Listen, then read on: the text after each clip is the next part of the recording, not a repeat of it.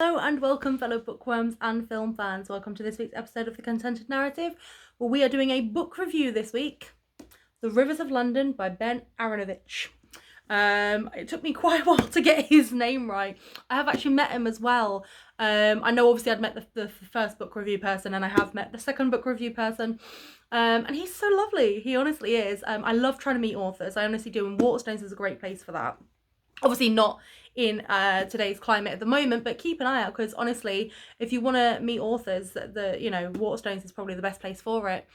So, Rivers of London. Now, this is sort of Harry Potter meets The Bill, is how I describe it to friends and family. So essentially, our main character is been reported to this scene of a crime where someone's been beheaded. And as he's there, he ends up talking to this person, doesn't think anything of it, has a chat with him. Turns out that person's a ghost. So obviously, when this happens, you kind of sit there and he goes, okay, right, I've spoken to a ghost.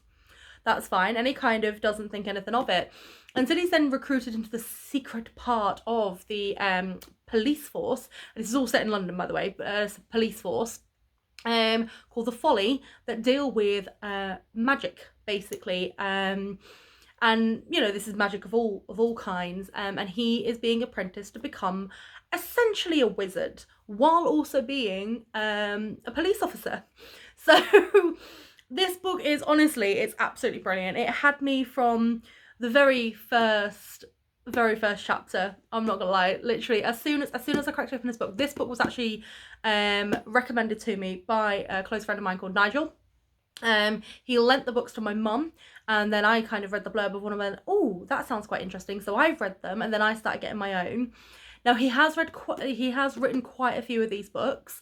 So honestly, I do recommend these books to anyone. In fact, I recommended it to my friend Marina quite recently, and she really enjoyed the book. It is such an easy read, but it's not. I know sometimes when you've got an easy read, you sit there at the end going, oh, I feel a bit deflated. But this is such an easy read, and you sit there going, oh, I want to know what happens next. But each story is kind of within its own, but it's got like a little arc going through them. Now, I'm always worried about sort of like arced stories, especially when you're sort of looking at people and you're going, yeah, but if they don't carry on getting published, it's like when you like films and you're waiting for the second one to come out and then it gets cancelled, or TV series. Netflix is very renowned for it at the moment, cancelling TV series that you quite enjoy or that you need the last season of. So you're very reluctant to kind of jump onto anything, but honestly, so far these books have been brilliant. And this first one is just a masterpiece. I don't know how else to put it. It's the fact that the bad guy is the spirit of riot and rebellion, and and obviously you've got this poor and do you know what, the character is absolutely brilliant as well, because he's sort of like thrown into this world, and he ends up meeting gods, and he ends up meeting like river gods, and he ends up meeting spirits, and he ends up training how to like throw spells and things, and it's just literally him just sat there going, this is my life now, while still doing all the basic police work, like, because we don't know how old the Nightingale, who's basically his superior officer, we don't know how old he is. So this poor gentleman, Peter Grant, that's it. I'm literally reading the blurb and I can't, so Peter Grant, he's having to kind of bring the Folly into the 21st century, but he can't. And it's fun to read, especially when you've got scenes where he's kind of like running along and then he meets like this persona, and there's a whole scene, and it's basically the upper class, and I hate saying that, the upper class, but it's kind of like the upper class coming out of this big event, and then this spirit of riot and rebellion kind of like blossoms, and they end up going on a rampage. They end up setting fire to everything, they end up like hurting people, and just sat there going, oh damn, like you just sat there going, right, okay, so they can do it but we can't. But honestly, I mean, you see the friendships that are forming, you see the relationships that are forming between sort of like the magical and non-magical folk, and you see that this poor plod, Peter Grant, is trying so hard to police both worlds, essentially. So, you know, he becomes part of the folly, and he starts his training and everything, and it's still a case of he's got to find a way to bring all these outdated measures into the 21st century. And this is why it's sort of like Harry Potter meets, you know, The Bill, or any kind of like police drama, basically.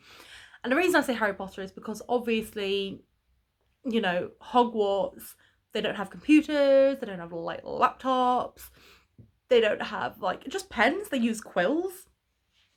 So imagine having that kind of like old fashioned, you know, pen and ink or quill and ink, and then you've got all these procedures that you have to follow, and all this paperwork that you have to file, and all of these, you know, like networks that you have to be a part of, especially if you're working for the police. You've got to run fingerprints, you've got to, you know, upload tasks on whatever it's called. I don't know too much about like police work.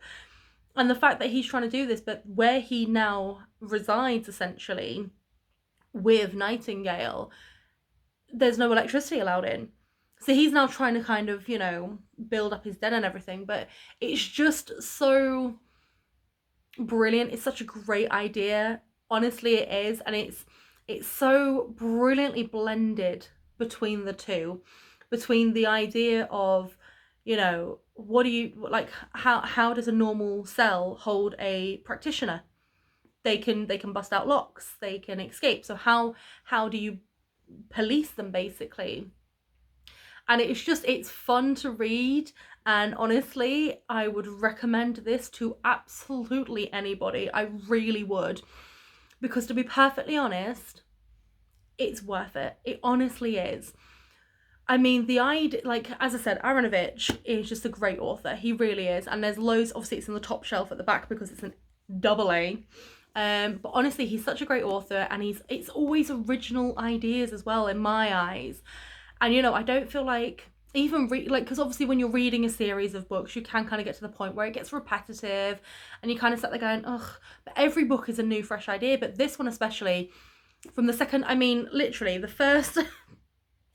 It starts out, it started at 1:30 on a cold Tuesday morning in January, when Martin Turner, street performer, in his own words, apprentice gigolo, tripped over a body in front of the east portico of St Paul's St Covent Garden. Martin, who was none too sober himself, at first thought the body was that of the many celebrants who had chosen the piazza as a convenient outdoor toilet and dormitory. So literally, just the fact that it starts off like that, like he's just, you know, and then he ends up speaking to her. And I know I ramble, and I appreciate that I ramble, but I would definitely recommend this book to anybody. It definitely gets 5 out of 5 for me, and if you start off on this book, I would recommend you continuing with the Peter Grant series. He has written a couple that aren't quite in the perspective of Peter Grant. I have literally only just found out about them, so I will be purchasing them and reading them later on. But at the moment, obviously, that's just kind of the ones that I know. If you do have any book review ideas that you'd like me to peruse through a book, or any book to film ideas that you'd like me to do, please leave it below in the comments. Also, don't forget to click subscribe and like so that you can be alerted whenever a new video comes out. But until then, just remember to always keep it contento.